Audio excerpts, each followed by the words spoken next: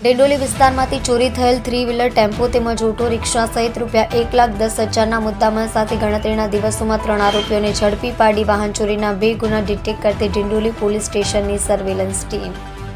In charge police inspector SN Pathan નાઓના માર્ગદર્શન હેઠળ સર્વેલન્સ પીએસઆઈ હરપાલસિંહ મસાણી નાઓ સર્વેલન્સના પોલીસ માણસો સાથે ડિંડોલી પોલીસ સ્ટેશન વિસ્તારમાં પેટ્રોલિંગમાં હતા.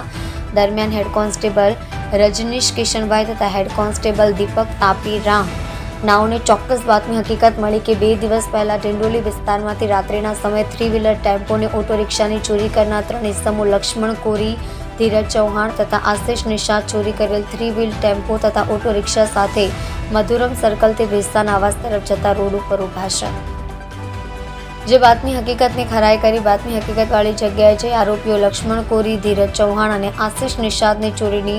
અતુલ શક્તિ 3 વ્હીલર ટેમ્પો નંબર JJ5BV 2592 જેની કિંમત ₹85,000, બજાજ કંપનીની ઓટો રિક્ષા નંબર JJ5VV 1652 જેની કિંમત ₹25,000 મળી કુલ ₹1,10,000ના મુદ્દામાલ સાથે ઝડપી પાડી તેમજ આ ચોરીના ગુનામાં સંડોવાયેલ ચોથા આરોપી અજ્જુ